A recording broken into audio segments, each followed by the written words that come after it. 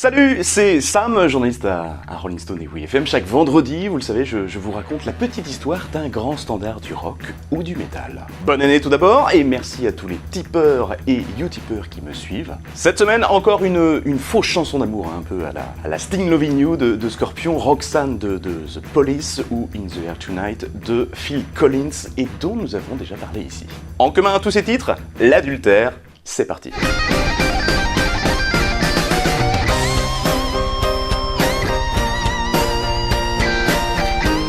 On est en 2011 et c'est sur l'album 21. Il s'agit du premier single du deuxième album de la chanteuse britannique et album le plus vendu de la décennie, rien que ça. Adele Laurie Blue Atkins, c'est qui? Eh bien c'est l'artiste féminine battant le plus de records depuis 2008. Plus de 100 millions d'albums vendus dans le monde, 147 récompenses, dont 15 Grammy et un Oscar, et puis plusieurs singles ayant atteint le milliard de vues sur YouTube. Pourquoi ça marche? Parce qu'à l'instar de certaines influenceuses que l'on observe grandir, eh bien beaucoup se sont identifiés à cette ascension depuis des origines modestes du nord de Londres, sa métamorphose physique, ses textes intimes sur ses amours déçus ou trahis. Mais évidemment, sa voix déchirante, mélancolique, puis le fait d'avoir su emprunter à plusieurs styles musicaux, dont le rock y est pour beaucoup.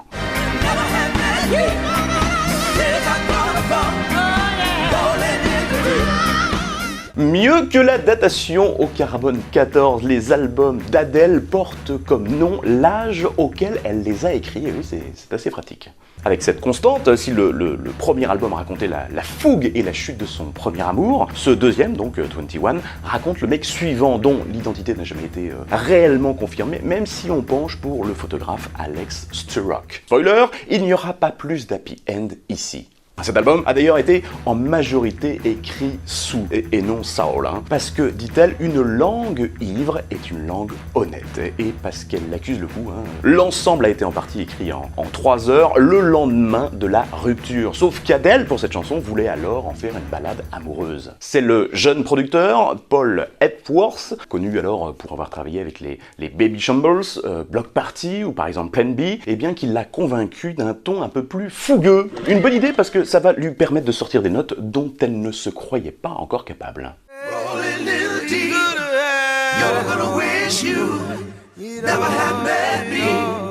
Certes, si la chanson est régulièrement hurlée dans les pubs, la faute à ces octaves qui pètent le plafond et sur lequel on adore s'égosiller, expliquant d'ailleurs en partie son succès, eh bien on va vite couper court au quiproquo. C'est une chanson de vengeance, ou plutôt de fantasme de la vengeance. Un titre décrit par Adele comme un baiser à un mec infidèle. Et un baiser de l'abord en l'occurrence, car la larguée fait face, et sans livrer de détails intimes, elle atteste de la fin de la relation avec amertume, mais fierté de ne pas supplier le retour de l'être aimé. Bref, les regrets sans une réconciliation possible. Mais c'est aussi, en le chantant avec autorité, une réaction face à ceux qui prétendaient que sa vie serait désormais solitaire et ennuyeuse, avec une colère qui, au fond, est sans doute aussi dirigée contre elle-même. La chanson aurait d'ailleurs pu s'appeler « On aurait pu tout avoir », mais la chanteuse trouvait que ça sonnait un peu trop Whitney Houston. Elle préfère donc une autre ligne du refrain, Rolling in the Deep, très étrange pour les Américains, parce que en plus de rouler dans les profondeurs, c'est surtout l'adaptation d'un argot anglais, roll deep. Or, cette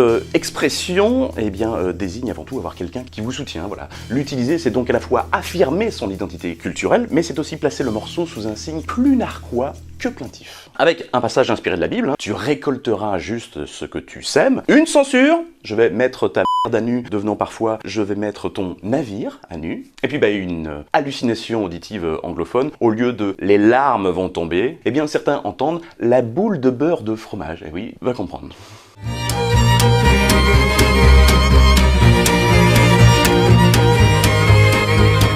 La chanteuse décrit ce single comme un air de disco gospel blues assez dark. Et il faut dire que lors de la tournée précédente, son chauffeur de tourbus lui a fait découvrir Wanda Jackson. Elle incorpore donc la musique country à ses influences en essayant de reproduire les grondements blues de Jackson, reprenant les clapements de main de la musique roots américaine et puis supprimant surtout tout glamour ou accentuation dance à la Lady Gaga. Collant au cheminement des paroles, la musique en do mineur, hein, se cale aussi à l'intensité de la voix. Intro acoustique en sourdine, couplet sur les cicatrices de l'amour, avec un dernier vers qui prend son temps pour ménager l'explosion du refrain. Un refrain dont le tempo est orchestré par le piano et qui arrive tardivement, oui. 1 minute, c'est beaucoup pour les standards pop. Des quintes ouvertes plutôt que des accords, et puis alors ce point culminant avec les chœurs quand les larmes vont tomber. Ou comment accentuer la dramaturgie, mais aussi marquer la solitude face aux voix contraires. Il n'y a d'ailleurs pas de pont, mais 3 refrains, représentant tout de même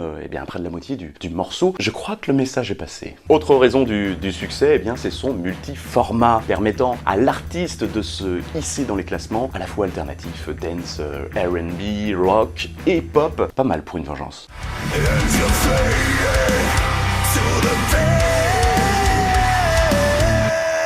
Alors pour ceux qui auront traduit les paroles, la symbolique ne vous étonnera pas. Et on y va quoi? Toujours cette solitude face à la séparation et aux souvenirs, symbolisés par les pièces vides et décrépies, les assiettes cassées représentant les disputes, une danseuse jouée par la chorégraphe elle-même, rappelant les rythmes martiaux du titre autour d'un 104 battements par minute, les verres d'eau tremblants qui, loin d'être un hommage à Jurassic Park, rappellent autant les larmes versées, la fuite ou encore que la coupe est désormais pleine. Bien sûr, la batterie dans l'escalier me fait penser aux enregistrements de Sunday Bloody Sunday de U2, mais ça c'est juste un hasard. À l'inverse de la position assise de la chanteuse, qui n'est pas seulement la symbolique de la résignation, c'est vraiment comme ça, en 2 prises seulement, et son chien sur les genoux, qu'Adèle l'a enregistré en studio.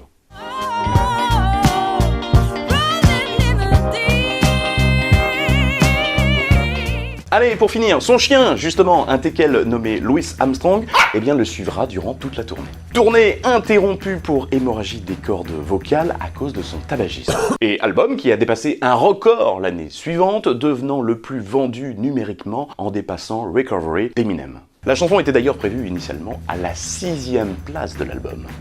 Le plus étonnant, c'est sans doute Trump, qui l'utilisait lors de ses meetings. Mais bon, il s'était aussi planté sur Born in the USA, donc...